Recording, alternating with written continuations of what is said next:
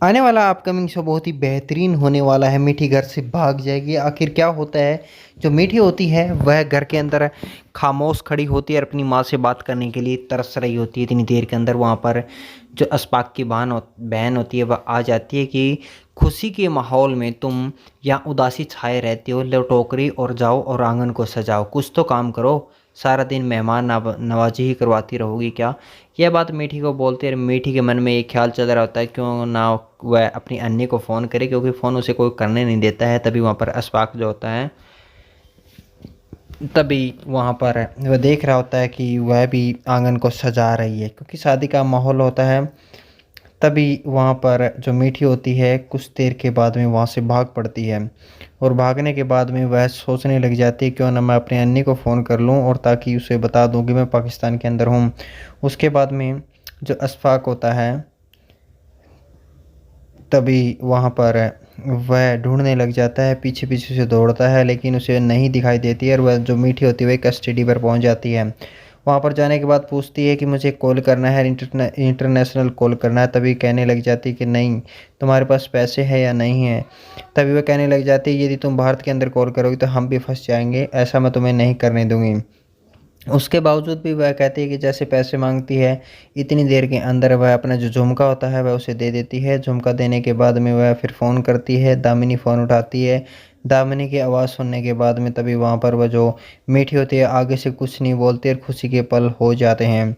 उसके बाद में दामिनी हेलो हेलो करने लग जाती है, लेकिन जो उसकी आवाज़ है वो मीठी सुन रही होती है। कुछ भी नहीं बोलती मीठी कि मैं ज़िंदा हूँ या नहीं हूँ।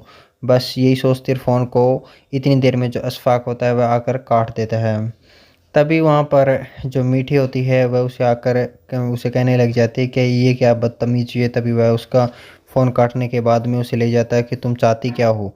तुम्हें हमारे घर के अंदर रखना गैर कानूनी है, और तुम हमारे घर पर रह रही हो तो हमें भी जेल करवाओगी और खुद भी जेल जाओगी, तुम्हारे परिवार को भी परेशानी होगी, क्योंकि इस मुल्क के अंदर ये संभव नहीं है।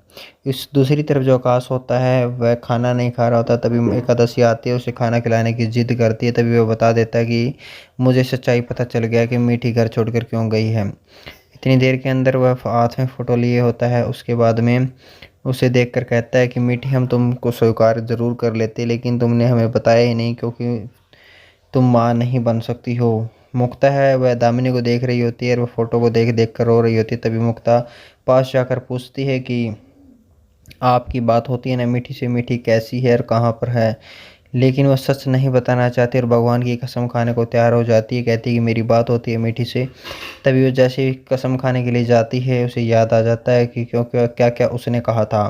कि उसके बाद ठाकुर इस पोल को खोल देते हैं। कहने लग जाते हैं कि दामिनी झूठ बोल रही है, जिंदा है लेकिन लापता है, पता नहीं है। और मुक्ता इस सदमे को सहन नहीं कर पाती है।